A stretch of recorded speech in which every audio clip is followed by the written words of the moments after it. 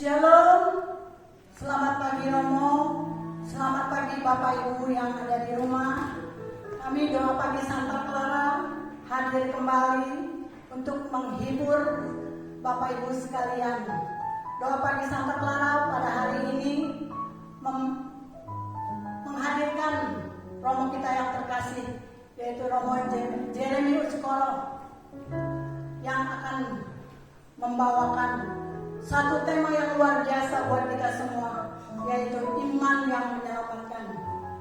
Bapak Ibu yang terkasih, saya yakin dan percaya bahwa pada saat ini Bapak Ibu di rumah begitu rindu ingin bersekutu bersama-sama memuji dan memuliakan Tuhan. Tapi karena keadaan negara kita yang dalam pandemi COVID-19, maka kita dianjurkan untuk tetap tinggal di rumah. Tetapi saya yakin dan percaya bahwa Bapak Ibu merindukan kehadiran Tuhan di setiap hati kita. Tuhan Yesus pun demikian. Tuhan Yesus pun rindu untuk hadir bersama-sama kita, untuk tetap bersama-sama. Karena Tuhan Yesus selalu berdoa bagi Bapak Ibu yang percaya kepadanya. Oleh karena itu Bapak Ibu, saya ingin mengingatkan, apapun yang terjadi di dalam kehidupan kita sehari-hari, biarlah kita tetap mengingat akan Yesus, karena Yesus pun mengingat akan kita. Marilah Bapak Ibu, kerinduan itu kita angkat dengan satu pujian, Tuhan, aku rindu.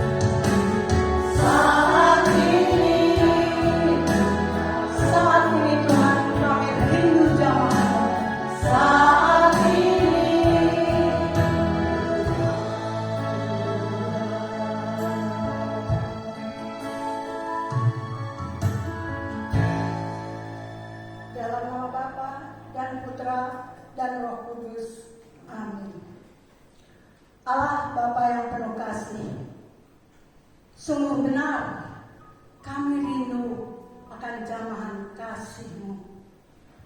Kami rindu akan kuasa Roh Kudus-Mu. Terima kasih Tuhan, Engkau telah memberikan Roh Kudus kepada setiap kami. Engkau telah memberikan Roh Kudus untuk menyertai kami di dalam setiap kehidupan kami, baik dalam suka maupun di dalam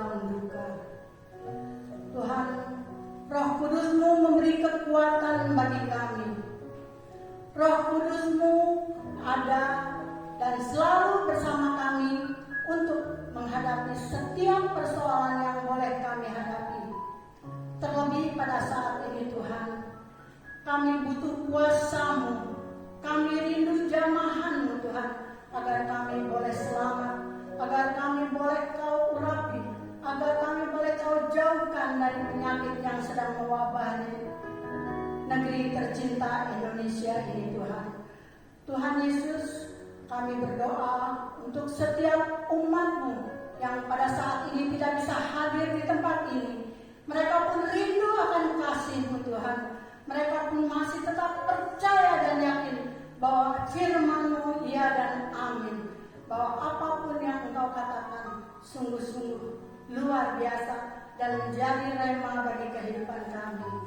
Tuhan, kuatkanlah iman kami, karena kami yakin dan percaya imanlah yang akan menyelamatkan kami.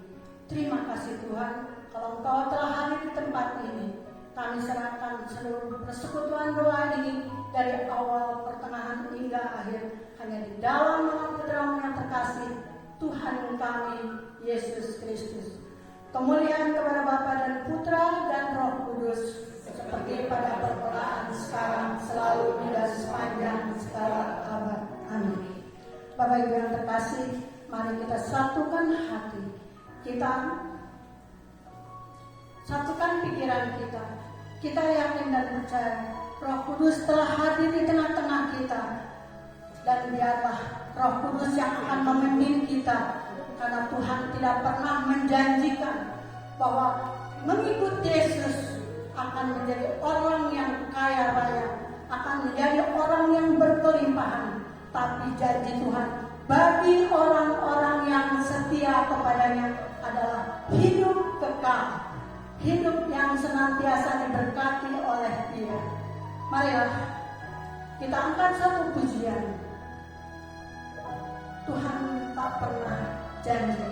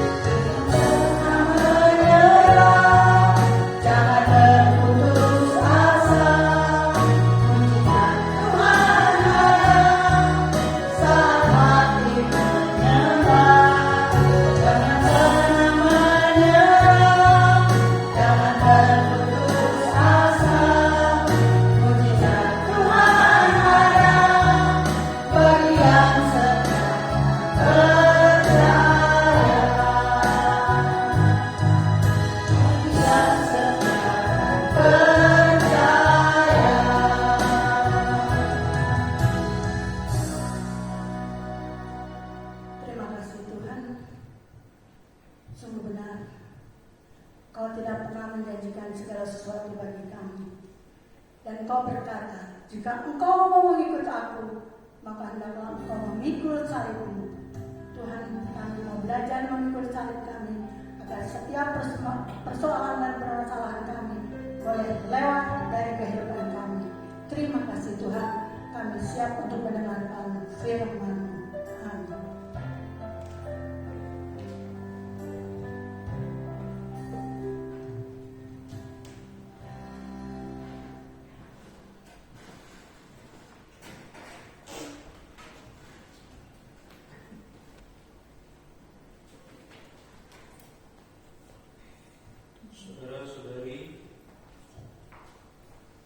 Saudara-saudari yang terkasih,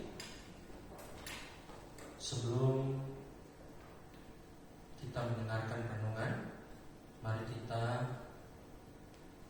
bersama-sama mendengarkan bacaan Injil. Injil diambil dari Lukas bab 17 ayat 11 sampai 19. Dalam perjalanannya ke Yerusalem, Yesus menyusuri perbatasan Samaria dan Galilea. Ketika ia memasuki suatu desa, datanglah 10 orang kusta menemui dia. Mereka tinggal berdiri agak jauh dan berteriak, "Yesus, Guru, kasihanilah kami." Lalu ia memandang mereka dan berkata, "Pergilah, perlihatkanlah dirimu kepada imam-imam." Dan sementara mereka di tengah jalan, mereka menjadi tahir. Seorang dari mereka ketika melihat bahwa ia telah sembuh, kembali sambil memuliakan Allah dengan suara nyaring. Lalu tersungkur di depan kaki Yesus dan mengucap syukur kepadanya. Orang itu adalah seorang Samaria. Lalu Yesus berkata, "Bukankah 10 orang tadi semuanya telah menjadi tahir? Di manakah yang 9 orang itu? Tidak adakah di antara mereka yang kembali untuk memuliakan Allah selain dari orang asing ini?" Lalu ia berkata kepada orang itu, "Berdirilah dan pergilah, imanmu telah menyelamatkan engkau." Demikianlah Injil Tuhan. Injil Kristus.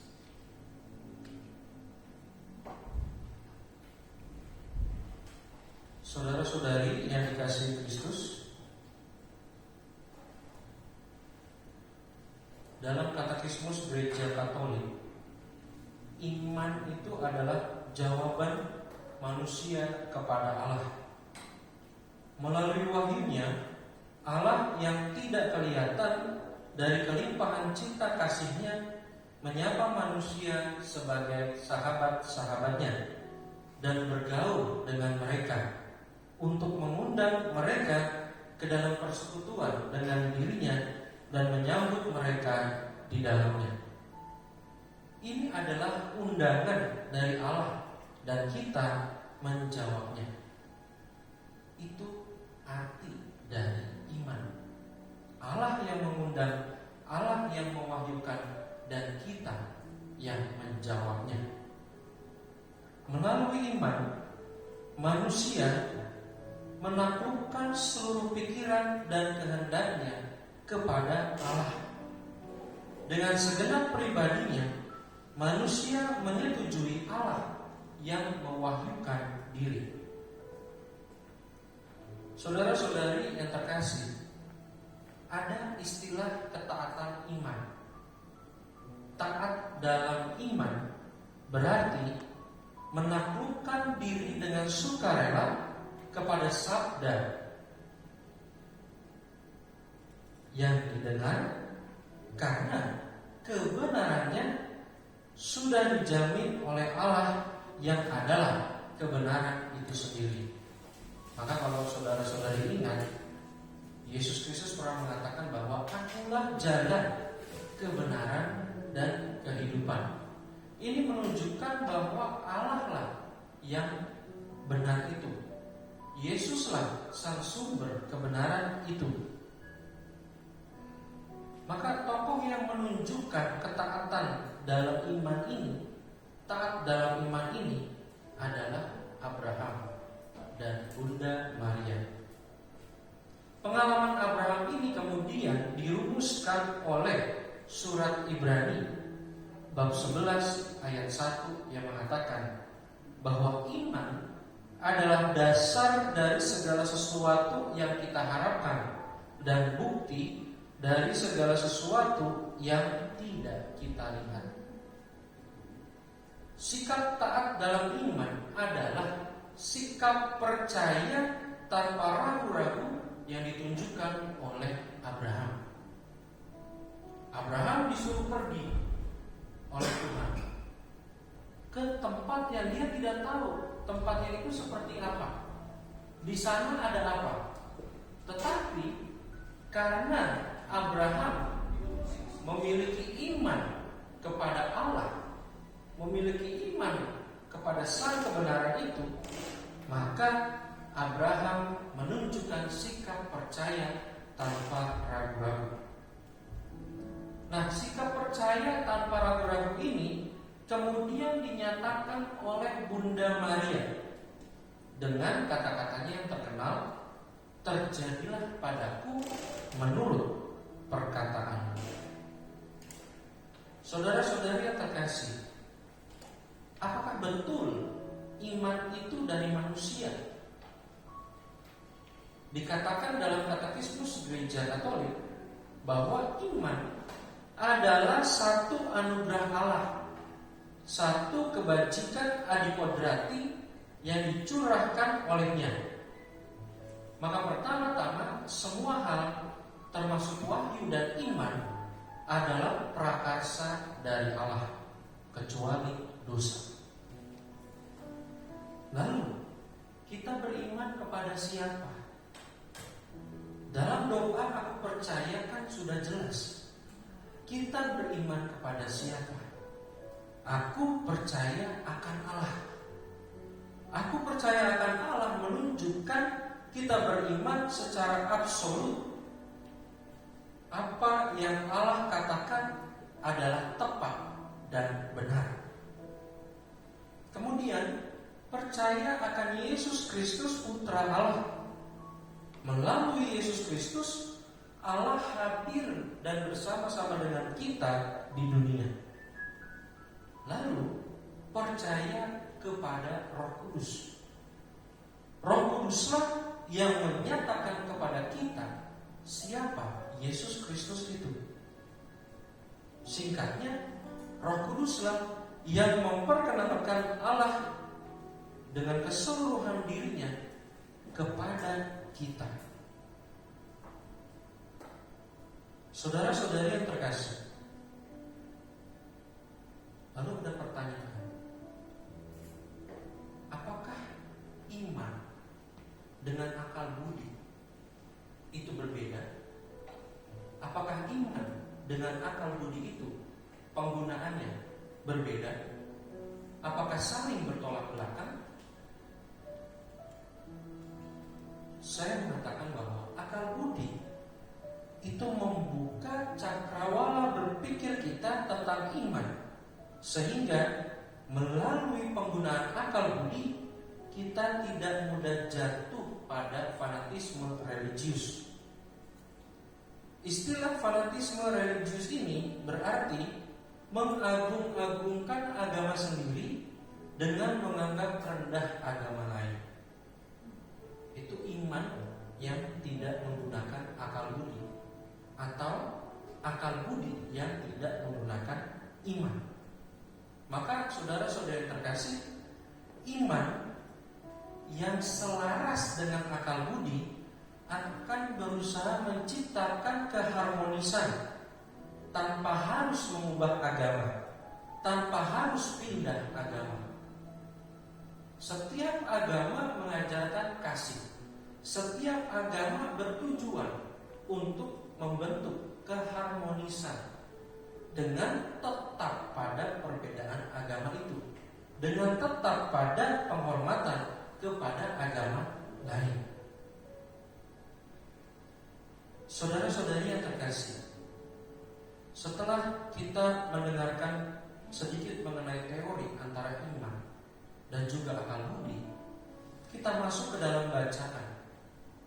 Bacaan Injil yang baru kita dengar itu sangat familiar di telinga kita, tentang 10 orang kusta. Mereka meminta Yesus untuk menyembuhkan penyakit mereka. Kita bisa membayangkan bahwa tidak hanya sekali mereka berteriak, "Yesus Guru, kasihanilah kami," tetapi berkali-kali. Lalu apa yang diperbuat Yesus? Yesus tidak segera menyembuhkan mereka, tetapi malah menyuruh mereka untuk pergi dan memperlihatkan diri kepada para imam, para ahli Taurat.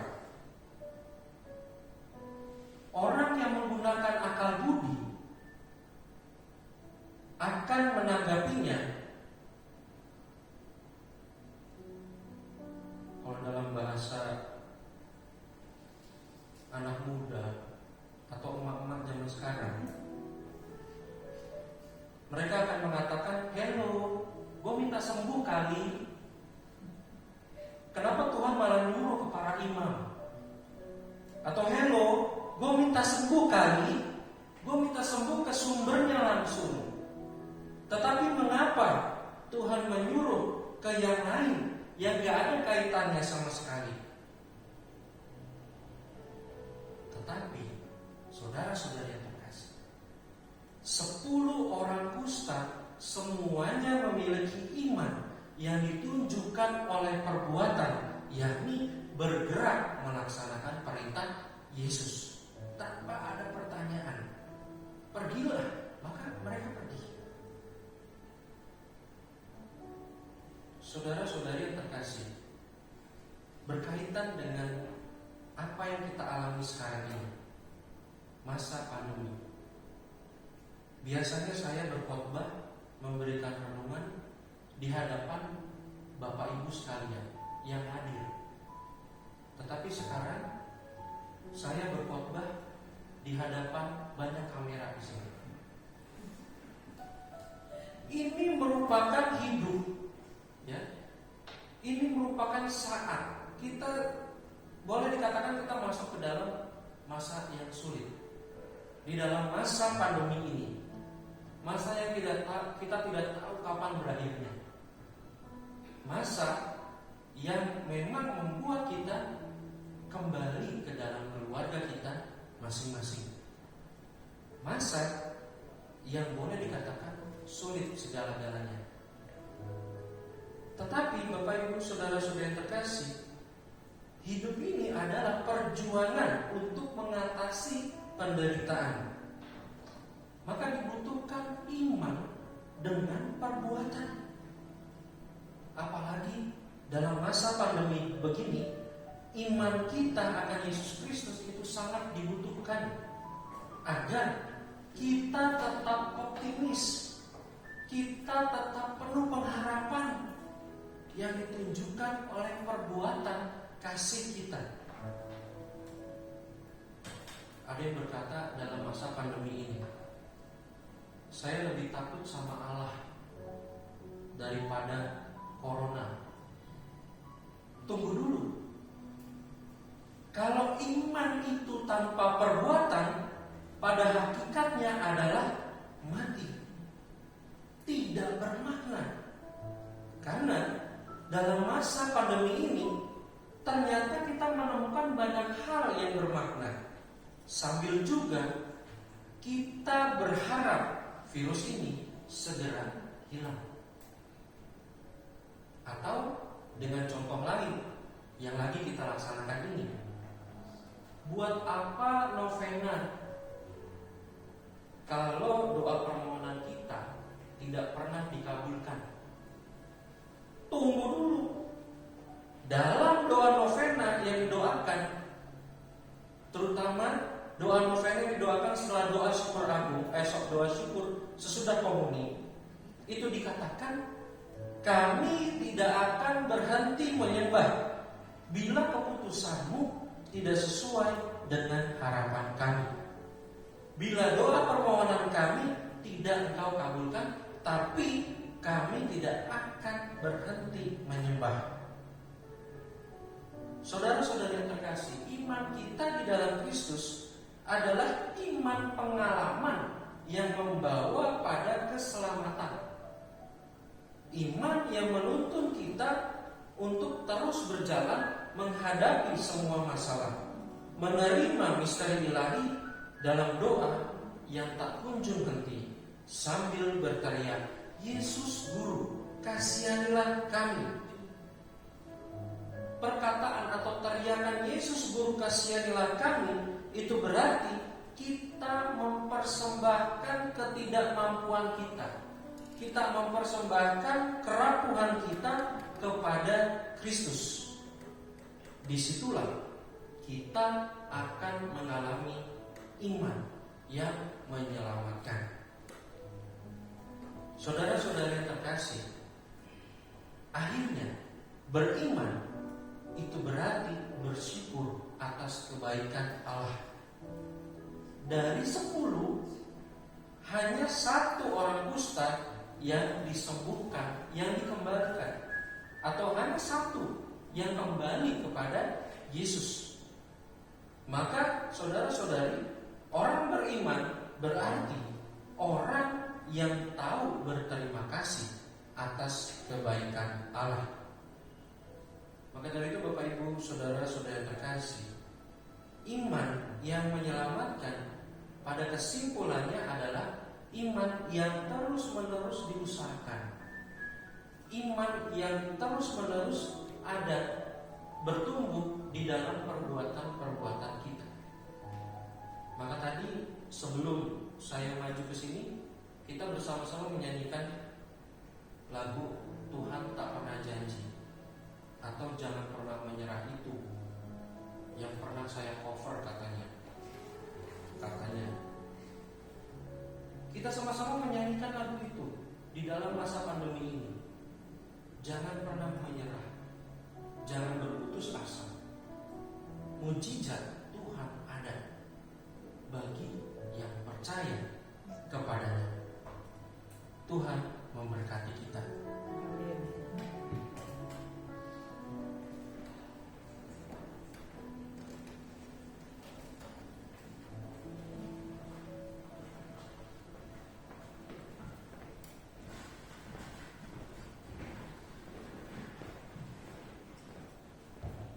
Terima kasih Romo, renungannya sungguh menguatkan hati kita semua. Jadi intinya kalau kita beriman tanpa berbuat kasih, tanpa bersyukur, itu adalah sia-sia. Baiklah Bapak Ibu, semoga perenungan hari ini benar-benar akan menjadi rema bagi kehidupan kita sehari-hari. Bapak Ibu yang terkasih, mari kita tutup persekutuan doa kita pada hari ini dengan sebuah lagu Pengharapanku.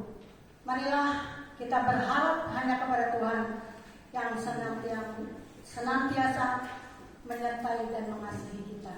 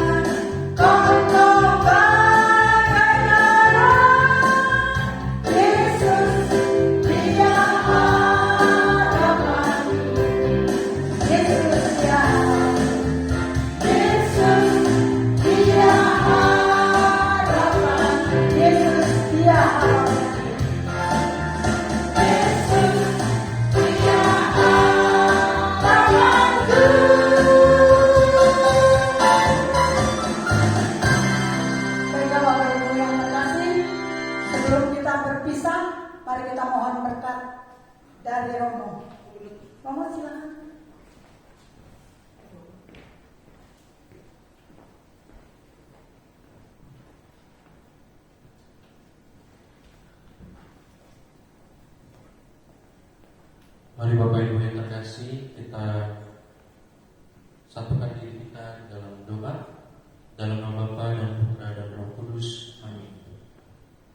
Allah Bapa yang Maha Baik, kami bersyukur kepadamu atas permenungan kami yang dikemas secara sederhana ini, yang kami lakukan semuanya demi kemuliaan nama.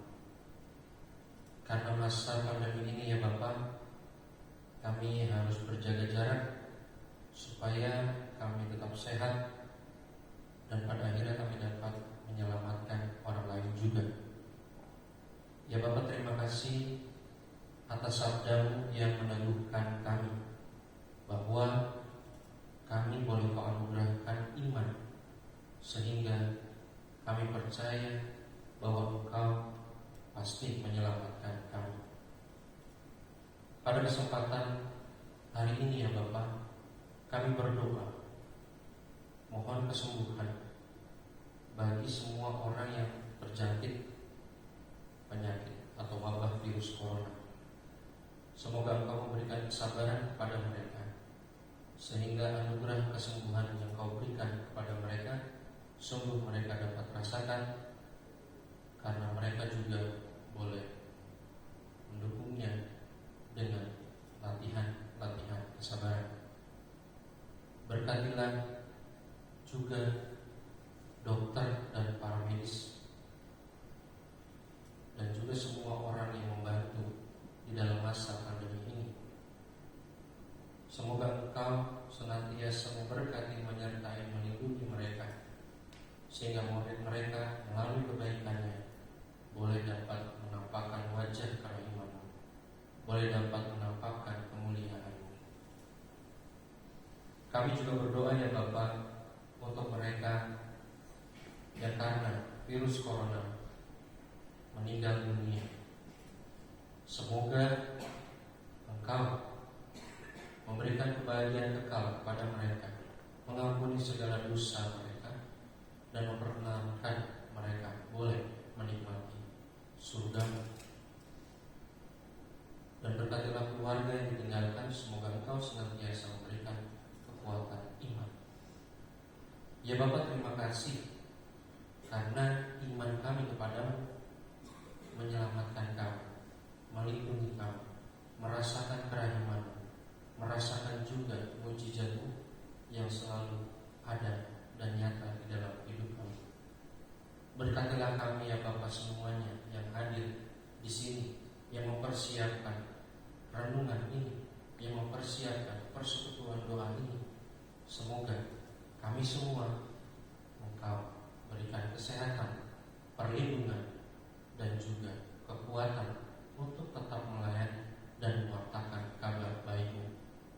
Berkatilah juga anggota-anggota kelompok persekutuan doa serta Klaret ini ya Bapak.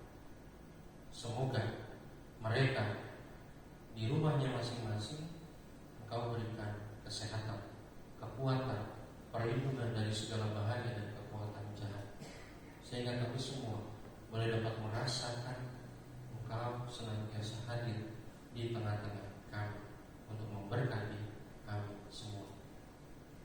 Ya Bapak, demikianlah kami boleh mengambil makna tentang iman kepada-Mu yang menyelamatkan kami semua. Kami berdoa ya Bapak, memohon untuk kegiatan kami selanjutnya. Semoga penyertaan-Mu selalu kami rasakan, mujizat-Mu selalu nyata ada di dalam kehidupan kami. Kemuliaan kepada Bapa dan Putra dan Roh Kudus, seperti pada permulaan, sekarang, selalu, dan sepanjang segala abad. Semoga saudara-saudari diberkati oleh Allah yang Maha Kuasa, Bapa, Putra, dan Roh Kudus. Amin. Terima kasih.